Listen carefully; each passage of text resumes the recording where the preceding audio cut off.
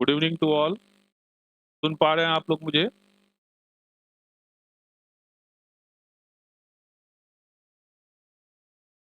क्या आप लोग सुन पा रहे हैं? Yes, sir. Good evening, sir. Yes, sir. Good evening, sir. Yes, sir.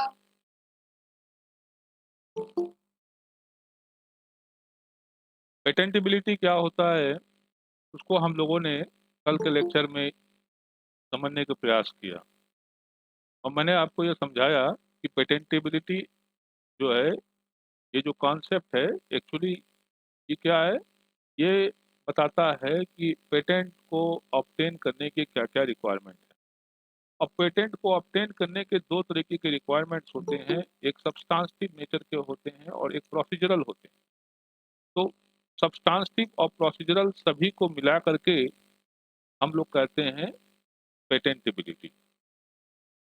ठीक है, तो सब्सटेंटिव क्या है? सब्सटेंटिव है आपका इंडस्ट्रियल एप्लीकेबिलिटी, है ना, और आपका नोवेलिटी, नॉन ऑब्वियसनेस, और साथ साथ में ये चेक करना कि वो सेक्शन 3 एंड 4 के द्वारा कहीं ऐसा तो इन्वेंशन नहीं जो हिट है सेक्शन 3 एंड 4 के द्वारा। These are the substantive. Procedural क्या है? प्रोसीजरल जो प्रोसेस से रिलेटेड है, जैसे इसमें कंप्लीट स्पेसिफिकेशन फाइल है या नहीं है, प्रायोरिटी डेट क्या है उसकी। प्रायोरिटी डेट ऐसा तो नहीं है कि जिसके आधार पर मतलब जो है कि वो पेटेंट जो है इनवैलिड हो जाए, मान लिया जाएगा, एप्लीकेशन इनवैलिड हो जाएगा। तो इस तरह की चीज़ें जो होती हैं, है ना, और क्लेम सही ढंग से पुटअप किया गया है या नहीं किया गया है। तो ये आपका प्रोसीजरल रिक्वायरमेंट हो गया। तो किस किस सेक्शन में क्या क्या प्रोसेस जो है प्रोसीजरल रिक्वायरमेंट्स हैं और क्या सब्सटेंटिव रिक्वायरमेंट्स हैं, तो उसका सेक्शन वाइज बहुत ब्रीफ में मैंने आपको कल पुटअप किया। ठीक है, तो उम्मीद करता हूं कि आप लोग समझ गए होंगे कि पेटेंटेबिलिटी क्या है। Patentability is in fact condition for obtaining the patent. अब हम लोग डायरेक्ट आते हैं सब्सटेंटिव रिक्वायरमेंट। ठीक है, तो उसमें क्या है, सब्सटेंटिव रिक्वायरमेंट जो है वो आपका नोवेलिटी है ना, इन्वेंटिव स्टेप जिसको कि हम कहते हैं नॉन ऑब्वियसनेस, और तीसरा जो है इंडस्ट्रियल एप्लीकेबिलिटी, और चौथा जो है ये चेक होना कि सेक्शन 3 एंड 4 के द्वारा कहीं ऐसा तो नहीं कि पेटेंट जो है इन्वेंशन नॉट पेटेंटेबल। ठीक है, तो हम बारी बारी से जो है अब इसके बारे में हम लोग जानने का प्रयास करेंगे। चलिए देखते हैं।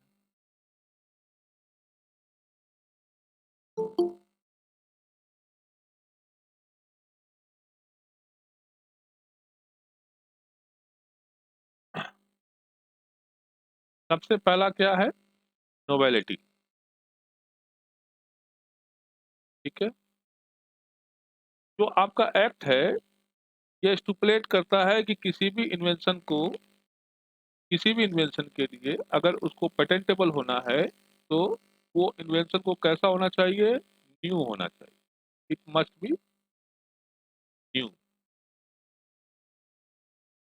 By ensuring that patents are not granted for product or process which are already known, ठीक है, तो नोवेल्टी क्या करता है, it help to ensure that patent are not used to stop the people from doing what they had already done before the patent was granted.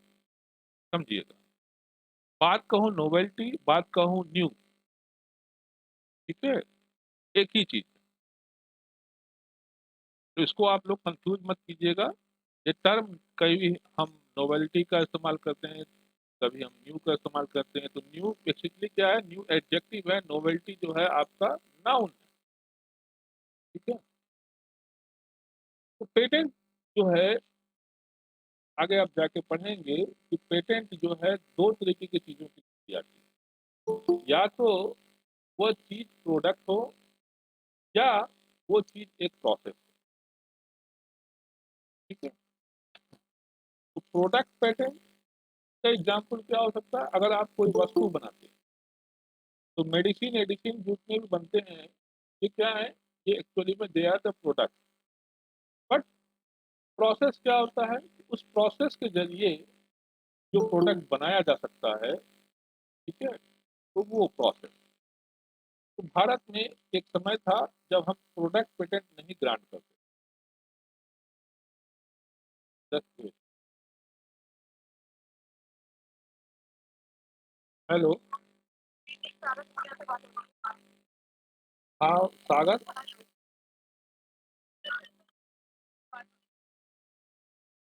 Madam मेरा गाड़ी transfer हो गया है, बल्लीवाला में मैं नहीं हूँ, देहरादून से मैं कब का निकल गया हूँ। ठीक है, अब आप अपडेट कर लीजिए अपने आप।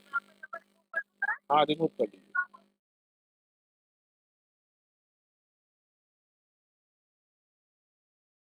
एक समय था, मेरी आवाज पहुंच रही है आप लोगों को? Yes, sir. Yes, sir. एक समय था जब पेटेंट जो है केवल प्रोसेस के लिए दिया जाता था, जब ऐसा इन्वेंशन जो प्रोसेस से रिलेटेड है उसके लिए दिया जाता। पर समय बदला ग्लोबलाइजेशन के साथ साथ में। ठीक है, और मेडिसिन कंपनी की डिमांड पर अब मेडिसिन के फील्ड में भी जो है वो प्रोडक्ट पेटेंट दी जाने लगी। तो भारत में एक समय था जब मेडिसिन के लिए हम केवल प्रोसेस पेटेंट ग्रांट करते थे, प्रोडक्ट पेटेंट नहीं ग्रांट करते। लेकिन अब 2005 के बाद में हम प्रोडक्ट पेटेंट मेडिसिन के लिए भी देने लगे।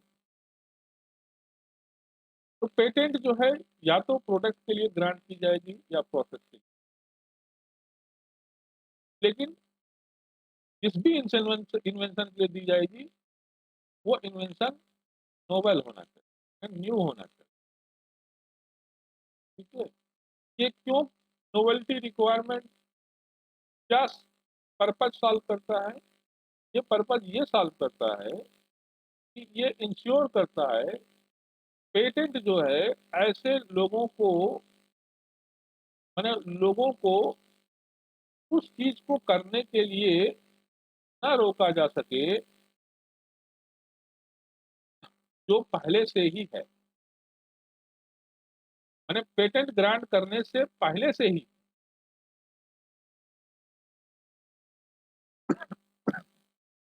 पेटेंट आर नॉट यूज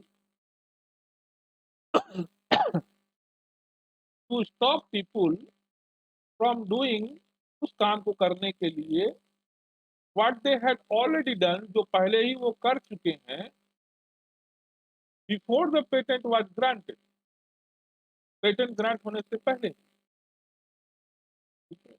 दूसरा जस्टिफिकेशन क्या हो सकता है नोवेल्टी रिक्वायरमेंट के लिए? ये it is related to overall rational for the grant of the patent.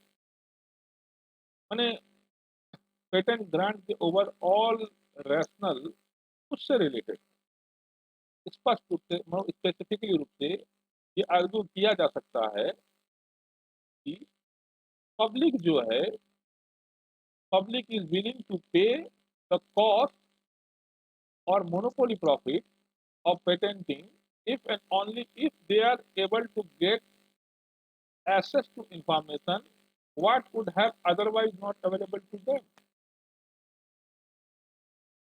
भाई पेटेंट ग्रांट हो रहा है तो निश्चित रूप से जिसको भी पेटेंट प्राप्त होगा उसको मोनोपोली राइट मिलेगा।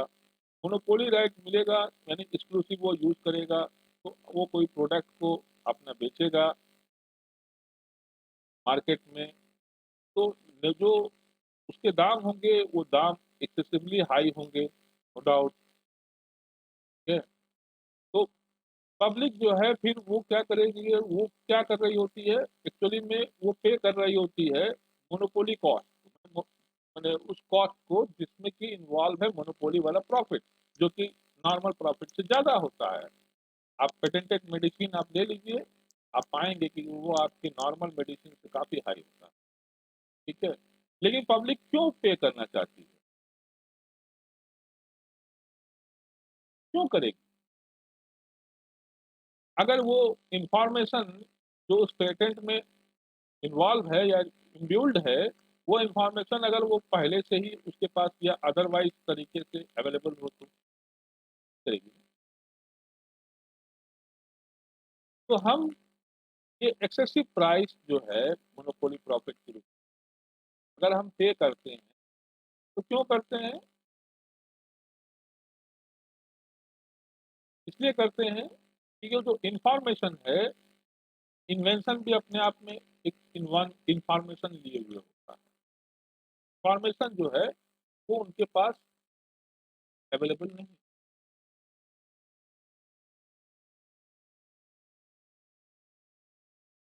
सेक्शन 13 आपका पेटेंट एक्ट, सेक्शन 13 जो है, under section 13 the examiner makes investigation, वो इन्वेस्टिगेशन करता है अभिनिश्चित करने के लिए कि whether any claim made in the complete specification in a patent application is anticipated by prior publication of the matter either in patent specification or in any other document published in India or elsewhere। समझिएगा, यहाँ एक शब्द use हुआ, complete specification.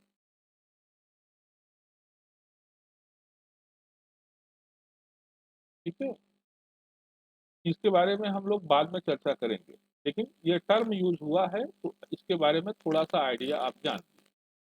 Generally लोग जब patent application file करते हैं तो वो प्रोविजनल एप्लीकेशन के साथ फाइल करते हैं। क्या मैं बोला?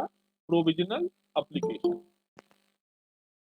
अब प्रोविजनल एप्लीकेशन में इन्वेंशन का एब्स्ट्रैक्ट रहता है कि क्लेम भी स्पष्ट नहीं रहते, वो लेकिन वो इसलिए फाइल किए जाते हैं कि कोई दूसरा वो इस इन्वेंशन से रिलेटेड जो है वो मतलब एप्लीकेशन ना फाइल कर, ठीक है? और करीब 6 महीना या साल भर का समय मिल जाता है प्रोविज़नल एप्लीकेशन फाइल करने के बाद में। और उतने समय के बाद और मतलब उतने समय तक में जो उसको समयावधि मिला है, इस दौरान उसको मौका मिलता है कि वो पेटेंट जो है एप्लीकेशन जब वो फाइल करे तो कंप्लीट स्पेसिफिकेशन के साथ फाइल। कंप्लीट स्पेसिफिकेशन माने कंप्लीट ब्यौरा उसमें हो। माने पेटेंट ग्रांट आपको जब भी होगा तो कंप्लीट स्पेसिफिकेशन जब तक फाइल नहीं करेंगे तब तक आपको पेटेंट ग्रांट नहीं होगा। आपने प्रोविज़नल एप्लीकेशन दे दिया है, ठीक है, वो उसके बाद में वो पेंडिंग बॉक्स में डाल दी जाएगी। जब आप कंप्लीट स्पेसिफिकेशन फाइल करेंगे, उसके लिए एक समयावधि निश्चित कर दी गई है। इतने समय तक के अंदर में आपको कंप्लीट स्पेसिफिकेशन फाइल करना है। अगर आप नहीं फाइल किए तो आपका प्रोविज़नल एप्लीकेशन जो है वो फ्रस्ट्रेट हो जाएगा। फिर उसके बाद अगर किसी दूसरे व्यक्ति ने उसी इन्वेंशन से रिलेटेड अगर एप्लीकेशन फाइल कर दिया, तो फिर पेटेंट उसको मिल जाएगा। तो सेक्शन 13 के अंतर्गत में जो कंट्रोलर होता है, एग्जामिनर कंट्रोलर, वो इन्वेस्टिगेट करता है और ये अभिनिश्चित करता है कि क्या कोई क्लेम जो कि कंप्लीट स्पेसिफिकेशन के अंदर है, कंप्लीट स्पेसिफिकेशन जब भी होगा तो पेटेंट एप्लीकेशन के साथ में। तो इसीलिए कहा कि कंप्लीट स्पेसिफिकेशन इन पेटेंट एप्लीकेशन। तो वो जो क्लेम है made in the complete specification is anticipated by prior publication of the matter either in a patent specification or in any other document published in India or elsewhere। क्या ये वो claim anticipated है? वो anticipated prior publication के द्वारा है। वो prior publication जो कि किसी दूसरे पेटेंट एप्लीकेशन के पेटेंट स्पेसिफिकेशन का पब्लिकेशन से है या किसी दूसरे डॉक्यूमेंट के पब्लिकेशन में है, चाहे फिर वो इंडिया हो या कहीं पर भी हो, ठीक है? तो पब्लिकेशन जो होती है, आपको ये जानना चाहिए कि जब आप एप्लीकेशन फाइल करते हैं, ठीक है? तो एप्लीकेशन फाइल होने के बाद में जब आप कंप्लीट स्पेसिफिकेशन जब आप फाइल करते हैं, तो कंप्लीट स्पेसिफिकेशन का पब्लिकेशन होता है। इसीलिए जब आप पेटेंट ऑफिस का वो खोलेंगे तो जर्नल निकलता है पेटेंट ऑफिस। उस पेटेंट ऑफिस से जर्नल में आप उसको खोल के देखिएगा तो उसमें ये ब्यौरा आपको मिलेगा कि हाँ, इस व्यक्ति ने ये पेटेंट एप्लीकेशन जो है फाइल किया है, इसका ये इन्वेंशन है और इसका इन्वेंशन इस चीज से रिलेटेड। पर्पज क्या होता है उस पब्लिकेशन का कि लोग जो हैं उस पब्लिकेशन को जो है जान करके अगर उनको ऑब्जेक्शन फाइल करना है तो वो ऑब्जेक्शन फाइल कर सकते हैं। जनरली ये आप लोगों से मतलब नहीं रखता, लेकिन जो साइंटिस्ट कम्युनिटी होती है वो इसके महत्व को जानते हैं। वो बराबर चेक करते रहते हैं जिस इन्वेंशन को वो भी इन्वेंशन कर रहे होते हैं, उनको मालूम है कि उनके कम्युनिटी में या उनके कलीग या उनके दूसरे जो लोग हैं वो भी इन्वेंशन कर रहे होते हैं, ठीक है? तो उनको भय बराबर बना रहता है कि कोई दूसरा जो है वो इन्वेंशन जो है का पेटेंट ना करा ले, ठीक है? तो वैसे लोग जो हैं वो जर्नल चेक करते रहते हैं। अगर वो पाए कि अरे ये क्या, ये तो मेरा ही इन्वेंशन है और ये मेरा इन्वेंशन फाइल किसने किया कि मेरे लैब में काम करने वाला एक कर्मचारी ने जो कभी हमारे पास में स्टाइपेंड्स के रूप में काम करता था, इसने मेरे यहाँ से डॉक्यूमेंट चोरी किया वगैरह वगैरह कुछ भी किया, तो that is the ground of the opposition. इसको पता कैसे चलता है? पब्लिकेशन से। ठीक है, तो ये महत्व है पब्लिकेशन का। तो ये जो पब्लिकेशन होता है कंप्लीट, ये जो जो कंप्लीट स्पेसिफिकेशन, इसकी पब्लिकेशन होती है। इसीलिए कहा जा रहा है कि whether any claim made in a complete specification in a patent claim is anticipated by prior publication of the matter।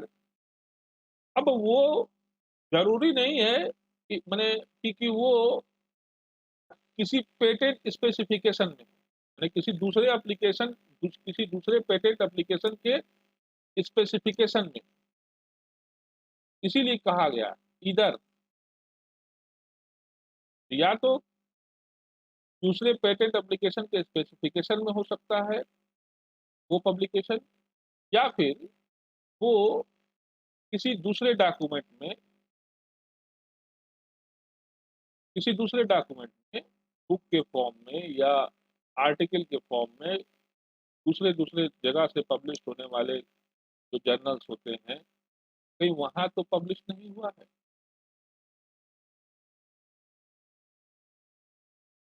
ठीक है? और अगर ये एंटिसिपेटेड है तो फिर वो नोवेल नहीं रह सकता, नोवेल्टी नहीं होगी उसमें, वो इन्वेंशन न्यू नहीं हो सकता। वो कैसा हो सकता है? That invention will be anticipated. अब एंटिसिपेशन कई तरीके से हो सकता है। तो एंटिसिपेटेड बाय प्रायर पब्लिकेशन, यानी पूर्व प्रकाशित, पूर्व प्रकाशन के द्वारा। अब ये शब्द आप देख रहे हैं एंटिसिपेटेड, इस शब्द का इस्तेमाल आप लोगों ने लॉ में कभी किया नहीं, और ये शब्द आपको गर्दन के नीचे नहीं आ रहा, आप लोग कंफ्यूज। यहाँ एंटिसिपेशन का क्या मतलब होता है?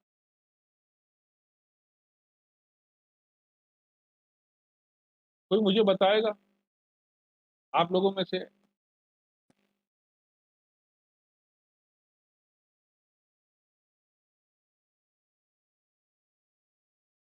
एंटिसिपेटेड का मतलब क्या होता है?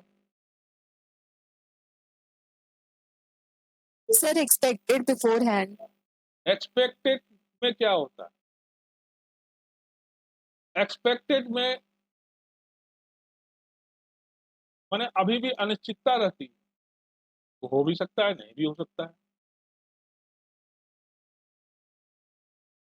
एंटिसिपेटेड जो है,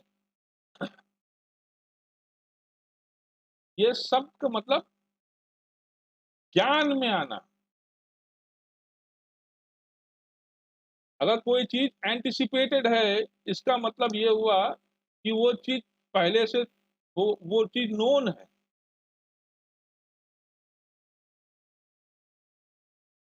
ठीक है, that thing is known.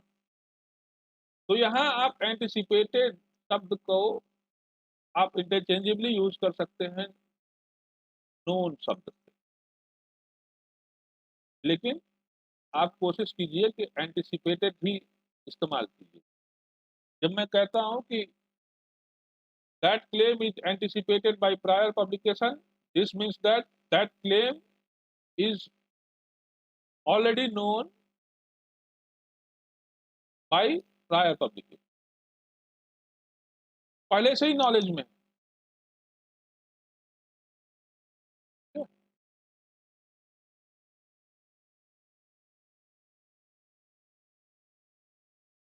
Lack of the novelty जो होती है, it is referred to as, lack of novelty is referred as,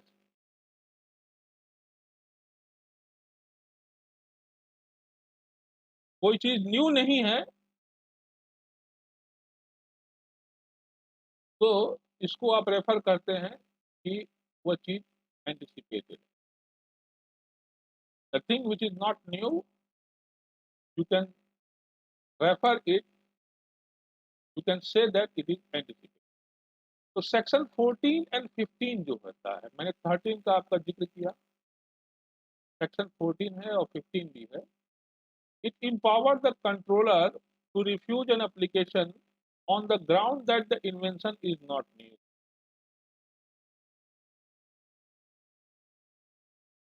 And lack of the novelty जो है, it is a major ground of the opposition. Major ground of opposing the grant of the patent under section 25 1D. समझ गए? यानी controller जो है, उस controller of examination जो है, उससे गलती हो सकता है, वो एग्जामिनर जो है गलती हो सकता है. ठीक है. तो पेटेंट ग्रांट करने के पहले एक मौका आता है जहां पर लोग जो है अपोजिशन फाइल कर सकते हैं. तो उसको कहते हैं प्रायर अपोजिशन. सेक्शन 25 1 जो है वो प्रायर अपोजिशन है.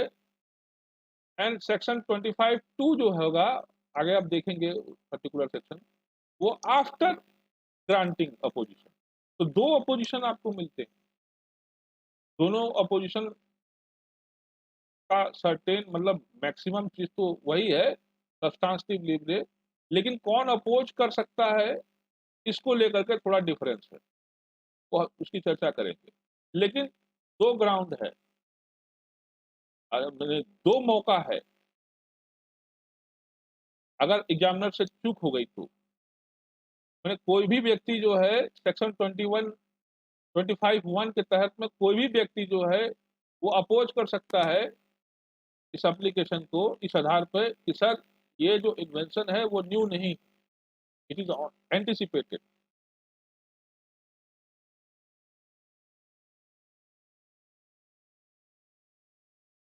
देखिए क्या है, नोवेलिटी को चेक करने का और कोई दूसरा उपाय नहीं,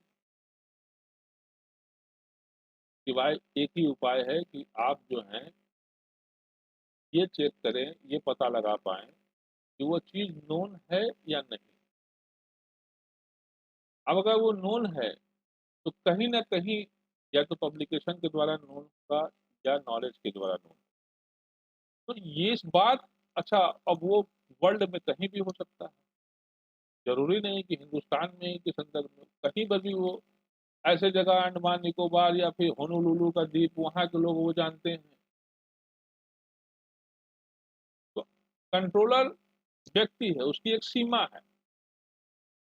तो ये संभव है कि उसको ऐसा कोई डॉक्यूमेंट नहीं मिला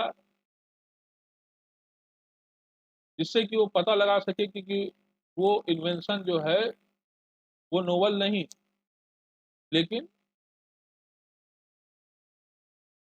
अरे है ना,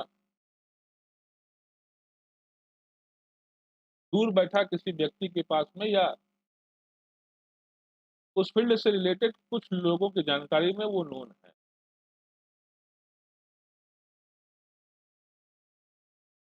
तो वो भी ऑब्जेक्शन कर सकते हैं. इसीलिए ये कहा गया है कि lack of novelty is a major ground of opposing the grant of the patent under section. अच्छा ठीक है, अब आइए section 54 1E. It provide the ground for revocation based on the lack of the novelty even if objection stage पे भी जो है वो एप्लीकेशन जो है वो पास हो गया और पेटेंट जो है ग्रांट कर दी गई. अब भी मौका है पेटेंट ग्रांट होने के बाद में भी इस ग्रांट को रिवोक कराया जा सकता है. ये प्रोविजन जो है आपको कहां देखने को मिलेगा, सेक्शन 54 1E.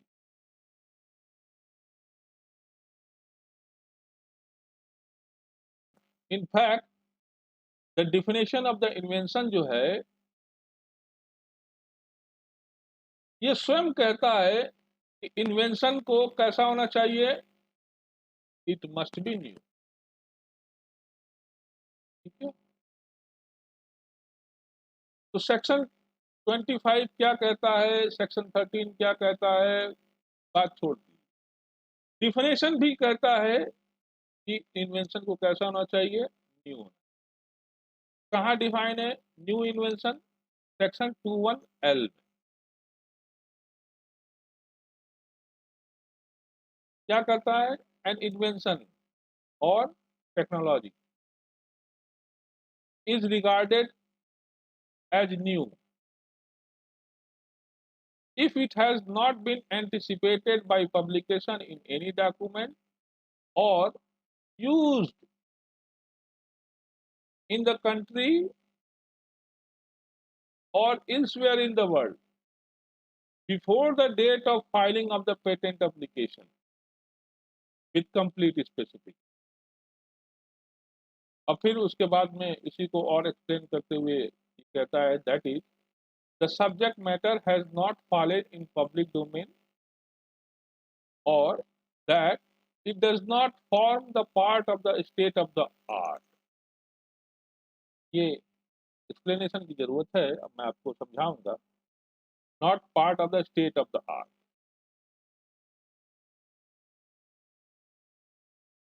ये स्टेट ऑफ आर्ट को प्रायर आर्ट भी कहते हैं और बैकग्राउंड आर्ट भी कहते हैं। ये कुछ शब्द हैं, अपने दिमाग में गढ़ लीजिए पेटेंट से रिलेटेड। क्या कहता है ये सेक्शन 21L न्यू इन्वेंशन को परिभाषित करता है।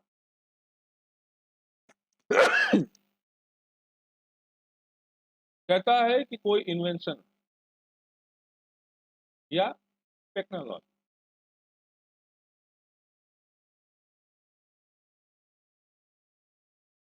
इसको समझा जाएगा नया।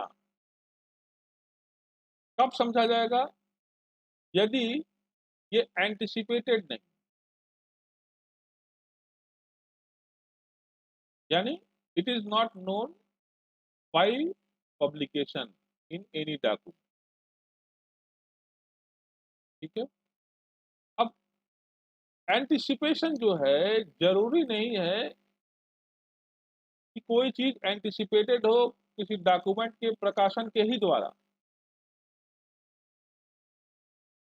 एंटिसिपेशन जो है ऐसे भी हो सकता है किसी चीज का कि वो चीज जो है वो पहले से ही इस्तेमाल की जा रही है, भले वो प्रकाशित नहीं हुआ। ठीक है, तो चाहे पब्लिकेशन के द्वारा एंटिसिपेशन तो हो, चाहे यूजिंग के द्वारा जो है वो एंटिसिपेटेड हो, चाहे देश में चाहे विश्व के कहीं पर भी, लेकिन इसकी भी एक सीमा होनी चाहिए ना एंटिसिपेशन। तो ये कब, before the date of the filing of the patent application, यानी पेटेंट एप्लीकेशन को फाइल करने से पहले ही वो एंटिसिपेटेड हो। तो पेटेंट एप्लीकेशन के साथ में शर्त है कि patent application with complete specification. मैंने बताया कि प्रोविजनल एप्लीकेशन होता है और एक फाइनल एप्लीकेशन जो कंप्लीट स्पेसिफिकेशन के साथ फाइल किया है। अब फिर उसके बाद में ये कह रहा है that is the subject matter has not fallen in public domain. तो सब्जेक्ट मैटर से क्या मतलब है, subject matter of the invention. ठीक है, वो इन्वेंशन का जो भी सब्जेक्ट मैटर है, मतलब वो बायोटेक्नोलॉजी से रिलेटेड है या वो आपका मेडिसिन से रिलेटेड है वो सब्जेक्ट मैटर जो इन्वेंशन का है वो पब्लिक डोमेन में नहीं होना चाहिए, या वो स्टेट ऑफ आर्ट का हिस्सा नहीं होना चाहिए। माने it does not form the part of the state of art.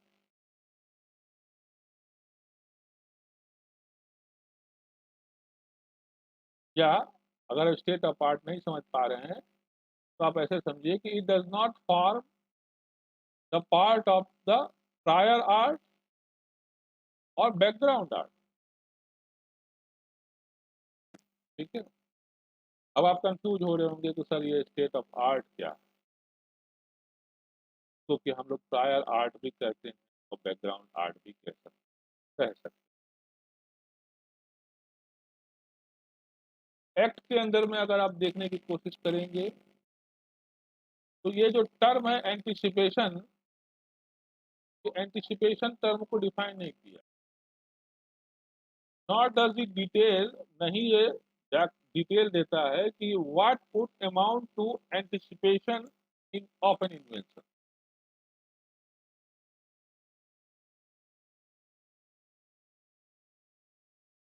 Similarly इसी तरीके से it does not define the term state of the art,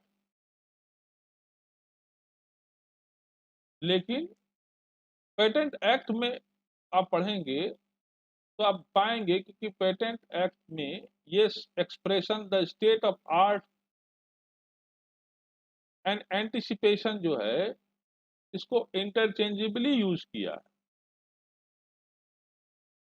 the patent act use the expression the state of art and anticipation interchangeably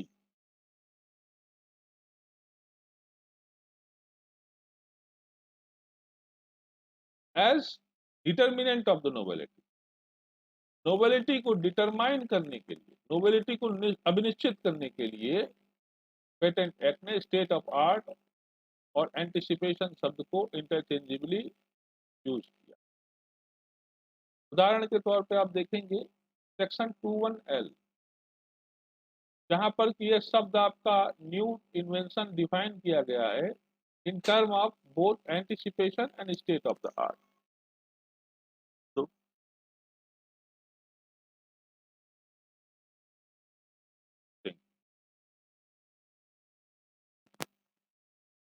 है ना, अब section में आपने देखा कि anticipation and state of art का इस्तेमाल जो है किया गया है इंटरचेंजेबली।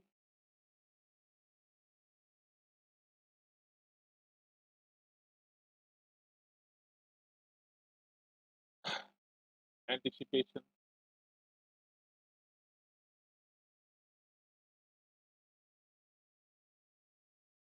लेकिन एक्ट चाहे कुछ कहे,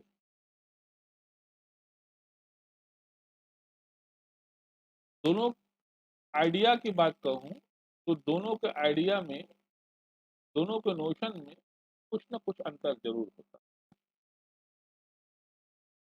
जो एंटिसिपेशन शब्द है ये सजेस्ट करता है कि it would be wrong to prevent a man from doing something which is merely an obvious extension of what he has doing or of what was known in the art before the priority date of the patent granted।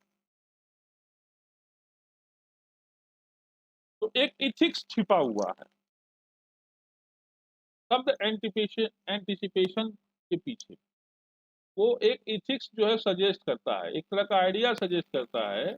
अब वो idea क्या है, ये गलत होगा कि किसी व्यक्ति को उस काम करने से रोकें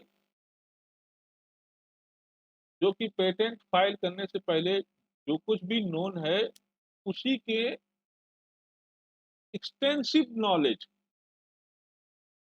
को करने से।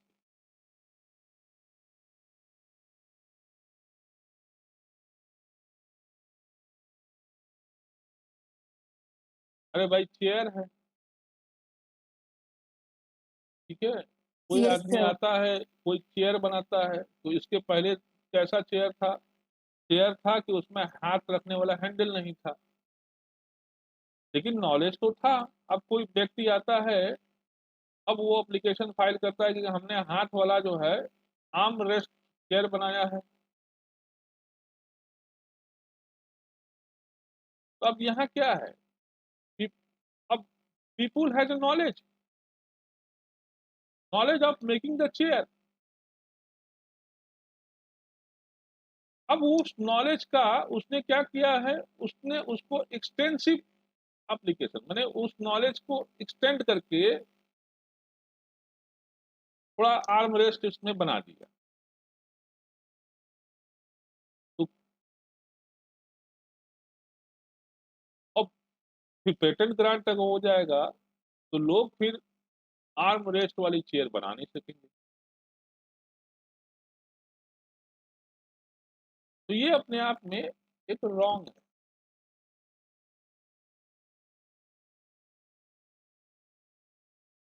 जबकि ये शब्द में बात कहूं स्टेट ऑफ आर्ट का, तो it is wider than the word anticipate. जो idea which the word state of art convey is wider than the idea which the word anticipation suggests. कैसे? State of art state of art का हिस्सा होने के लिए there is no need for the information to be put in the actual use.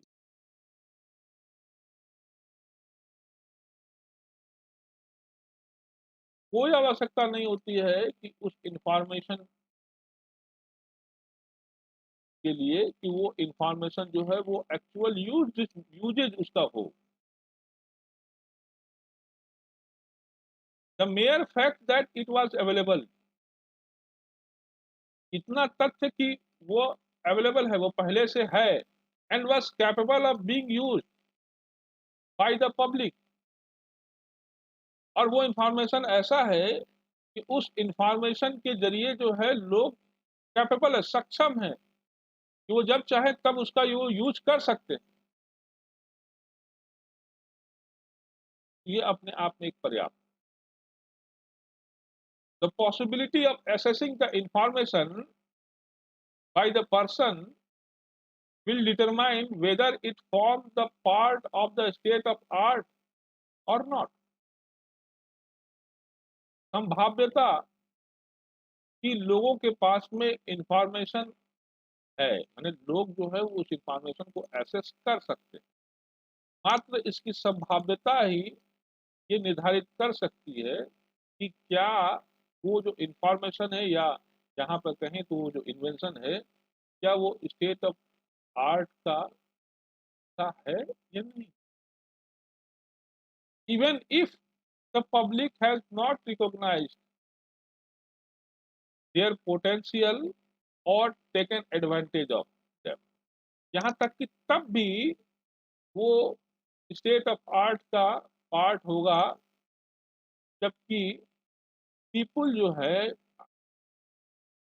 उसकी क्षमता को आके नहीं है,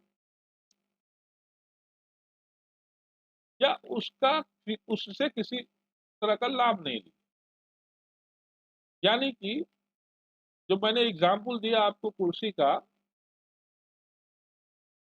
ठीक है, आर्म रेस्ट वाला, कि हाथ को रखने का सिस्टम ये अलग से लोगों को सपोज कीजिए कि पता है आर्म रेस्ट। अब सपोज कीजिए कि ये नॉलेज में है कि एक व्यक्ति जो बिस्तरा में लेटा हुआ है, मरीज, उनको हाथ रखने में परेशानी होती है, तो बिस्तरे में आर्म रेस्ट किस तरीके से दिया जा सकता है, वो नॉलेज है। उसके लिए इतना बड़ा लकड़ी का फ्रेम या लोहे का फ्रेम उस बेड पर जो है अटैच किया गया है पहले से। इन अनदर इंफॉर्मेशन,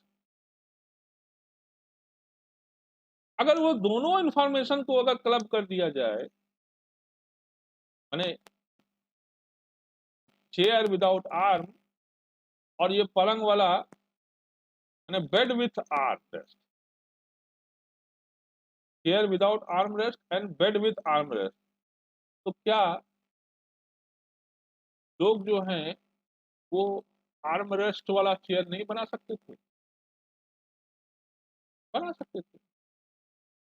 इन्होंने इसका बनाया नहीं, उससे एडवांटेज नहीं लिया, उसको आंका नहीं कि बनाने के बाद में कितना उपयोग हो सकता है, उसकी क्या पोटेंशियल हो सकती है एक चेयर की। It does not matter. The possibility of accessing the information by the person will determine whether it forms the part of the state of art or not, even if the public has not recognized their potential or taken advantage of them. समझ रहे?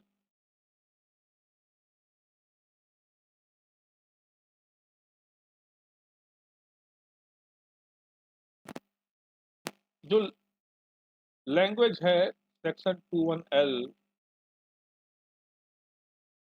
इसके language से ये clear है कि कोई invention जो है उसमें नोवेलिटी नहीं होगी if at the priority date of the invention it has been the part of the state of the art.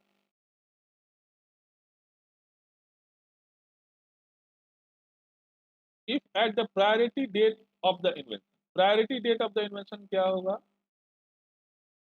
Priority date मैंने आपको बताया कि वो डेट होती है जिस डेट को व्यक्ति जो है इन्वेंशन से पेटेंट के लिए एप्लीकेशन फाइल करता है और उस एप्लीकेशन से उस इन्वेंशन का खुलासा होता है।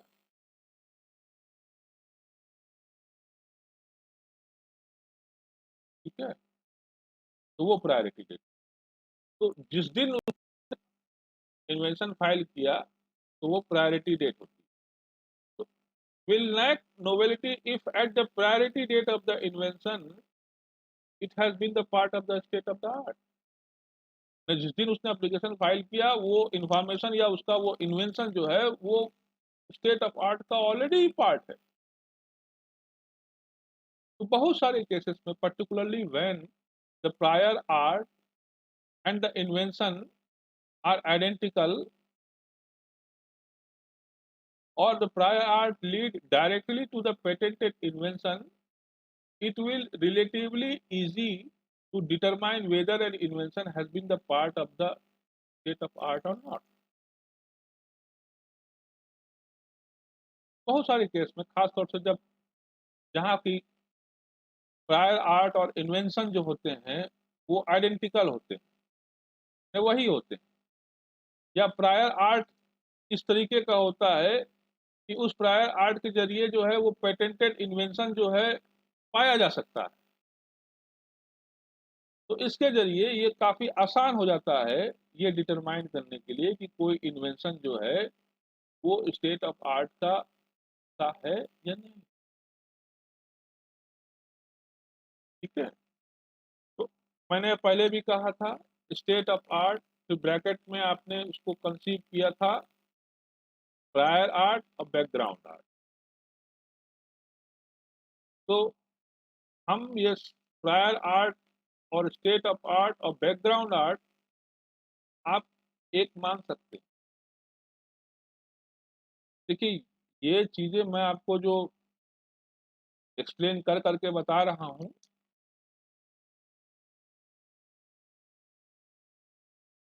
ठीक है, इसके लिए हमने कई सारी किताबें पढ़ी। आपके जैसे जब मैं बेयर एक्ट में पढ़ रहा था तो मुझे कभी नहीं समझ में आया कि ये प्रायर आर्ट क्या होता है, एंटिसिपेशन क्या होता है, स्टेट ऑफ आर्ट क्या होता है, बैकग्राउंड क्या होता है। किताबों में पढ़ेंगे तो कंफ्यूजन मिलेगा। मैं आपको एक एक चीज को क्लियर कर रहा हूं।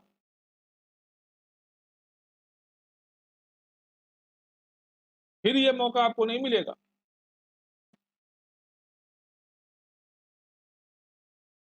न ही कोई आपको इस तरीके का कंफ्यूजन दूर करके आपको समझा पाएगा। ठीक है, ये ध्यान से सुनिए।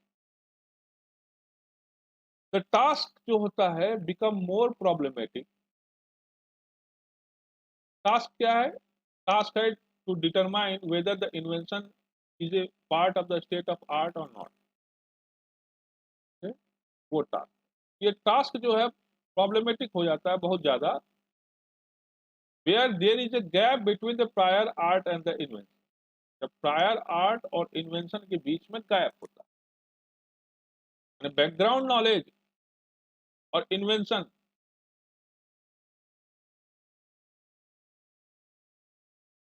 इन्वेंशन माने किसी व्यक्ति ने पेटेंट एप्लीकेशन फाइल किया है उस किसी इन्वेंशन के प्रति, वो, और उसमें ये आइडेंटिफाई करना, इसमें ये पता लगाना कि ये whether it is start state of art का हिस्सा है या नहीं। आपको जो मैंने एग्जांपल दिया आपको कुर्सी वाला, आर्म रेस्ट वाला, उसमें आप अगर देखेंगे तो गैप कम था, लेकिन कुछ कुछ इन्वेंशन ऐसे हो सकते हैं जहां गैप बहुत ज्यादा होता है। The reason for this is that the same thing may be known by the public in a number of the different way. इसका रीजन क्या है, इसके प्रॉब्लमेटिक होने का?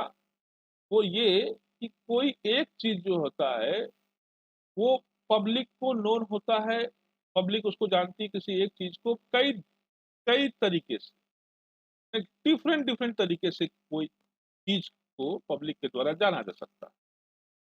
कैसे?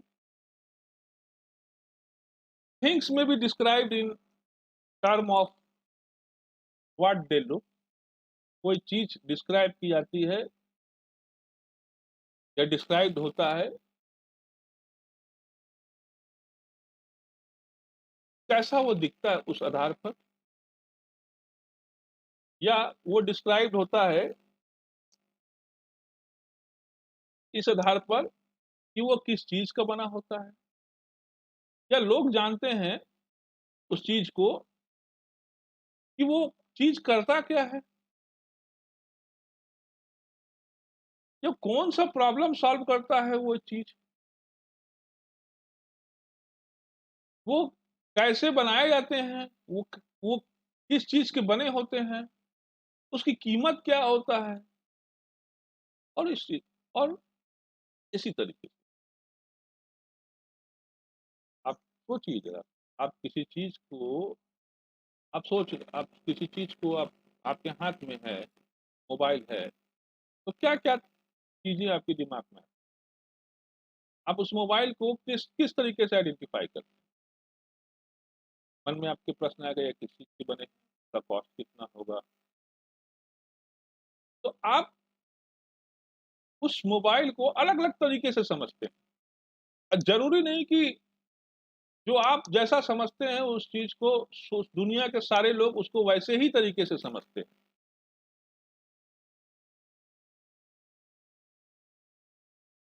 तो परिणाम स्वरूप जो है, इंफॉर्मेशन जो है may become the part of the state of art as a result of the written description। परिणाम स्वरूप क्या होता है कि कोई चीज जो है वो स्टेट ऑफ आर्ट का हिस्सा बनता है। कैसे बनता है? As a result of written description, यानी अगर वो चीज जो है वो लिखित रूप से डिस्क्राइब्ड है, या वो चीज जो है वो पहले से यूज में है, या वो चीज जो है किसी एग्जीबिशन में है, वो चीज को बेचा गया है, या उस चीज के बारे में ये सब कुछ नहीं है, लेकिन ओरल कम्युनिकेशन, यानी आपके पूर्वज आपको या आपने किसी दूसरे को, दूसरे ने किसी तीसरे को, या तो जनरेशन टू जनरेशन या इंटर जनरेशनल कम्युनिकेशन के थ्रू वो चीजें जो हैं लोग जानते हैं।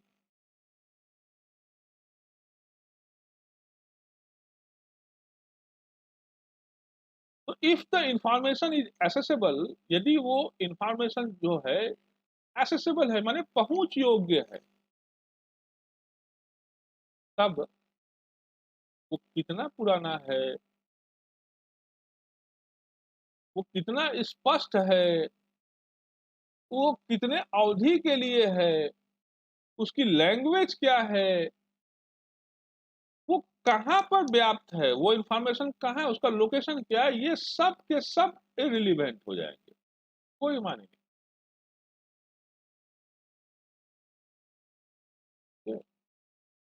इसी तरीके से there are no minimum requirement, किसी भी तरीके का कोई मिनिमम रिक्वायरमेंट नहीं होगा on how widely the information must be published for it to be disclose.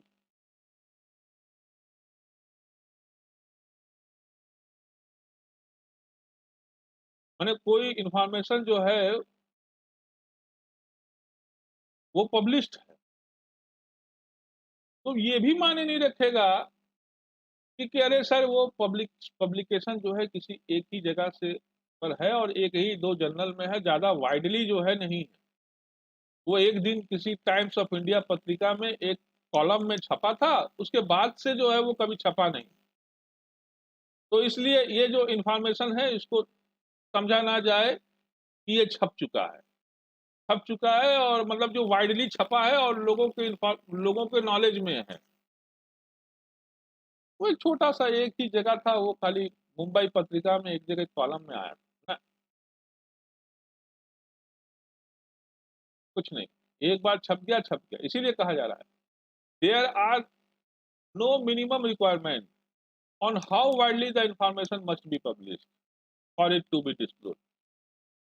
मैंने उस इंफॉर्मेशन को डिस्क्लोज होने के लिए वो इंफॉर्मेशन जो है वाइडली पब्लिश्ड है या नहीं है ये भी माने नहीं रखता। तो इस तरीके से a single copy of the document, single copy या sale of the single item,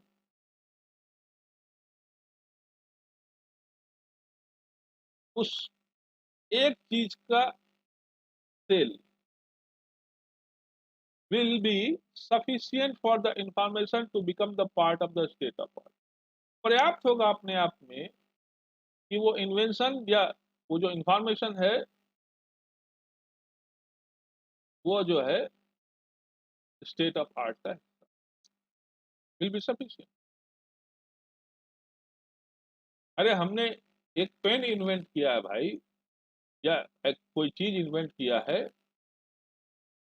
और हमने उसको मैन्युफैक्चरिंग भी किया, अभी पेटेंट एप्लीकेशन नहीं लिया, अभी पेटेंट एप्लीकेशन फाइल नहीं किया, उसकी मैन्युफैक्चरिंग किया और 2-3 हजार बना लिया, पर मेरे विचार में आया कि इससे पहले कि हम वो चीज बेचें उसको पेटेंट करा दिया जाए। लेकिन गलती से क्या हुआ कि हमने जो है उस उनमें से एक पेन को बेच दिया। अब हम बाद में कह रहे हैं कि साहब एक ही तो बेचे बेचा है, नहीं एक बेच दिया ना, दैट इज सफिशिएंट, आपकी नोबिलिटी खत्म।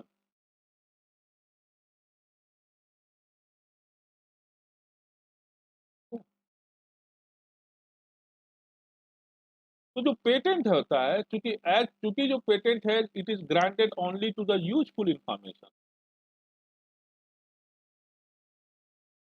क्योंकि इंडस्ट्रियल एप्लीकेबिलिटी है, एक रिक्वायरमेंट है, उसको भी पूरा करना है। अगर इंडस्ट्रियल एप्लीकेबिलिटी नहीं होगा तो फिर वो इन्वेंशन जो है पेटेंटेबल नहीं होगा।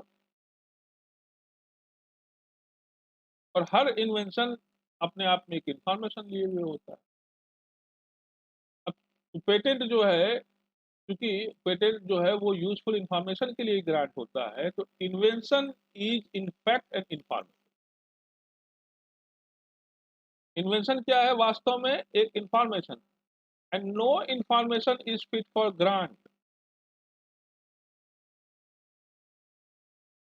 कोई भी इंफॉर्मेशन जो है वो फिट नहीं होगा पेटेंट ग्रांट के लिए if it does not enable a person to make that come into the practice. अगर वो इंफॉर्मेशन को प्रैक्टिस में लाने के लिए व्यक्ति को सक्षम नहीं करता। इंफॉर्मेशन है, अच्छा बात, पर क्या उस इंफॉर्मेशन से व्यक्ति सक्षम हो जाता है कि उसको प्रैक्टिस में ले आए?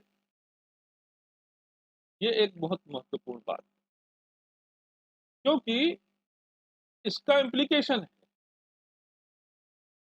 इसका इम्प्लीकेशन ये है कि where a prior art does not enable an information या invention to be work, it cannot be said to be the part of the state of art. Information चला गया लोगों के पास में, चाहे हमने जानबूझ करके वो इंफॉर्मेशन पब्लिश करवाया या उसको या गलती से हो गया, लेकिन जो भी इंफॉर्मेशन गया वो इंफॉर्मेशन ऐसा नहीं था कि उस इंफॉर्मेशन से व्यक्ति जो है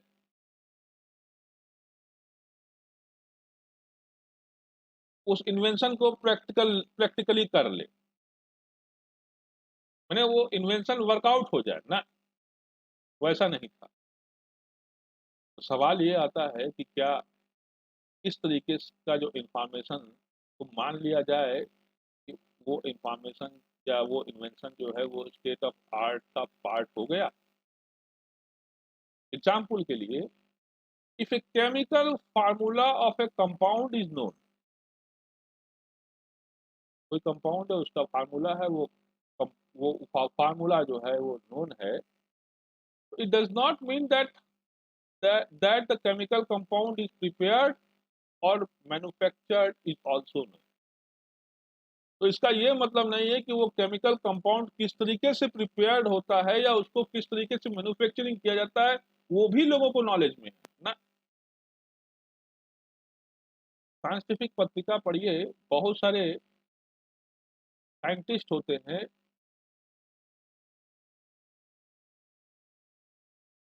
वो किसी कंपाउंड के फार्मूला को कंसीव कर लेते हैं,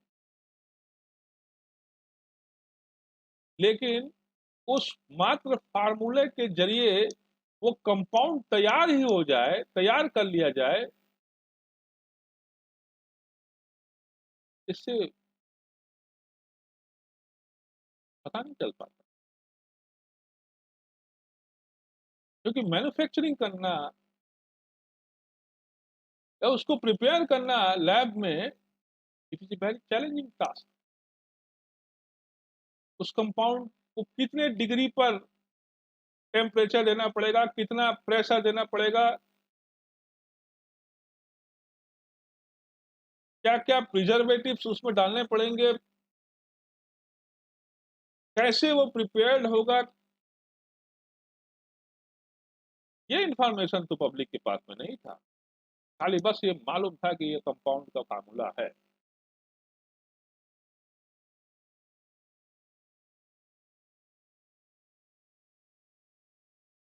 तो देयर में भी सम केसेस, कुछ केसेस हो सकते हैं where the means of the producing the thing is self evident to the man skilled in the art from the mere recital of the formula of its composition।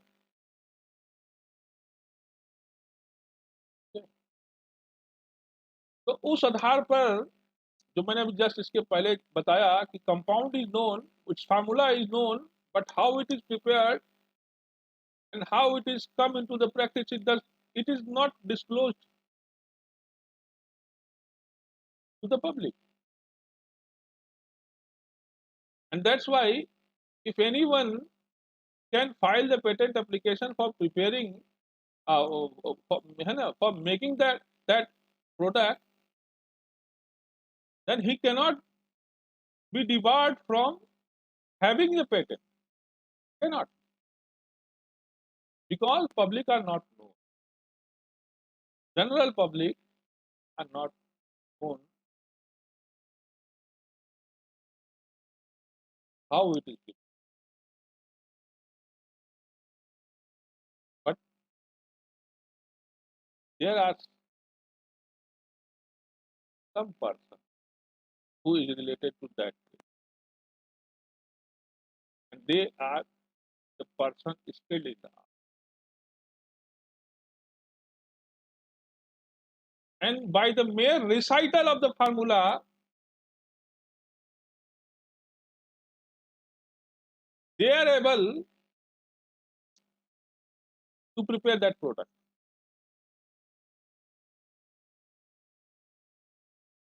They are able. So if they come forward and object the patent application, then the case may be different. But ऐसे लोग जो होते हैं और ऐसे जो cases होते हैं वो बहुत ही लिमिटेड नेचर के होते हैं, और ये डिपेंड करता है कि उस इन्वेंशन का नेचर क्या, इस बात पर। कभी कभी तो ऐसा होता है कि वो लोग जो हैं आते भी हैं, ऑब्जेक्शन करते भी हैं, लेकिन इन्वेंटर जो पेटेंट जो जो है वो पेटेंट फाइल करने वाला जो एप्लीकेंट होता है वो उनको खरीद लेता है या उनको कुछ समझा बुझा कर बैठा देता है, उसको हियरिंग दे देता है, उसको कुछ ऑथोरिटी दे देता है, वो चुप मार के बैठ जाते हैं।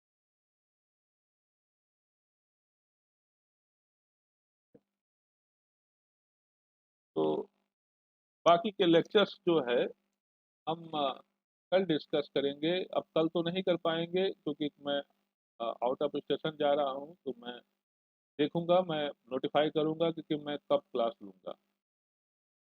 तो आज के इस लेक्चर्स में अगर आपको कोई डाउट है या कल के लेक्चर में अगर कोई डाउट है तो आप पूछ सकते हैं सवाल। मेरे ख्याल से प्रिंसी जोसेफ ने आज मेरे से ये सवाल करना चाहा, सर कुछ डाउट है, मैं अपना डाउट को दूर करना चाहती हूँ, तो यू पीपुल आर ये मोस्ट वेलकम। वो केस सर इंटरनेशनल एप्लीकेशन जो लास्ट क्लास आपने डिस्कस किया था ना, तो सर वो एक और बोलो, लिस्ट बता दीजिए। आप पढ़ोगे, आपको मैं पढ़ाऊंगा जब हम process of obtaining the patent हम पढ़ाएंगे आपको, तो उसमें मैं आपको बताऊंगा कि कितने कितने तरीके के एप्लीकेशंस होते हैं।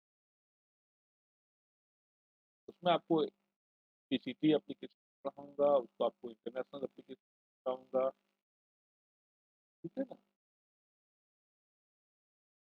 आपको याद होगा कि जब मैं आपको ओके सर। कॉपीराइट पढ़ा रहा था तो मैंने आपको कहा था एक बर्न कन्वेंशन जो है कब का है, 1890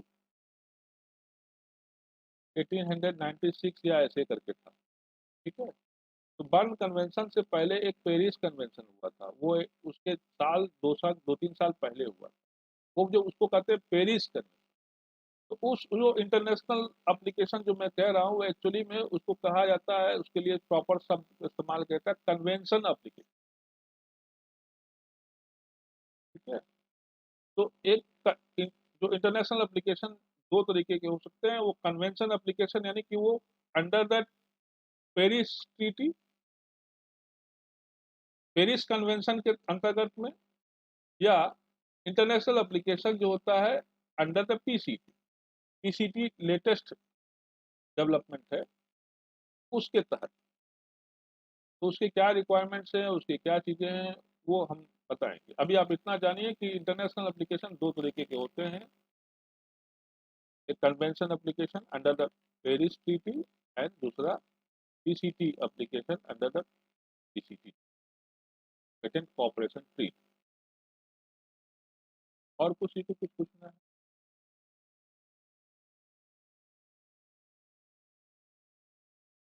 चलिए, तो थैंक यू।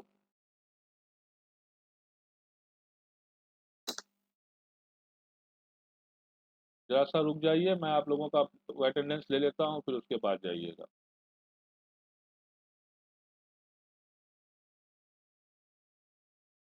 अभी कोई जाएगा नहीं, डेट फॉर चेक कर लेने की अटेंडेंस।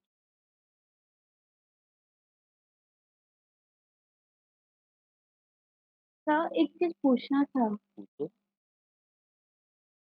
सर जैसे आपने बताया था ना कि अगर एक कंफर्म चीज़ करना था, एक इन्वेंशन हुआ है और उसके 3-4 यूटिलिटी है, तो उसके लिए हर एप्लीकेशन फाइल करना पड़ेगा उन 3-4 यूटिलिटी के लिए? नहीं, आप गलत कंसीव कर लिए हो। यस सर, मेरे को थोड़ा-सा मैं डाउट हुआ था इसलिए। एक इन्वेंशन के कई यूटिलिटी हो सकते हैं, ठीक है?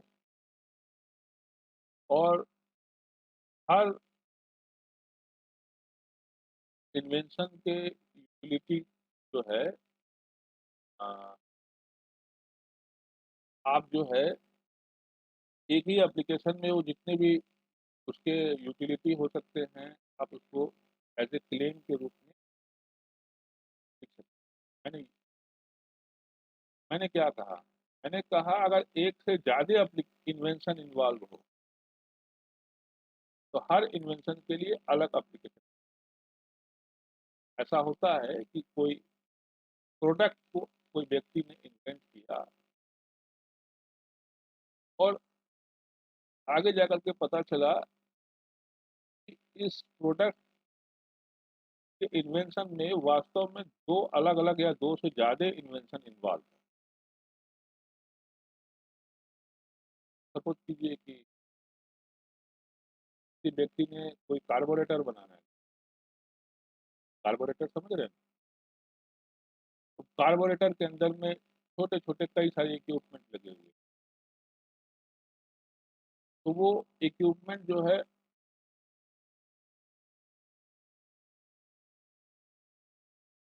अलग-अलग मतलब इन्वेंशन से रिलेटेड। अंदर में जो इक्विपमेंट है वो अलग-अलग उसमें इन्वेंशन।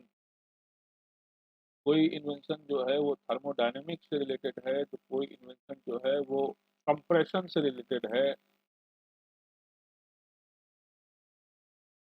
समझ रहे हैं? तो कंप्रेशन एक अलग इन्वेंशन हो गया यस सर। और थर्मोडायनामिक्स एक अलग इन्वेंशन हो गया। जबकि चीज़ एक ही। इसीलिए कहा जा रहा है कि हर एप्लीकेशन के लिए अरे हर इन्वेंशन के लिए अलग-अलग। Single invention, single application. ठीक है? चलिए और किसी को कुछ पूछना है? Yes sir. ठीक है, आप लोग लीव कर सकते हैं।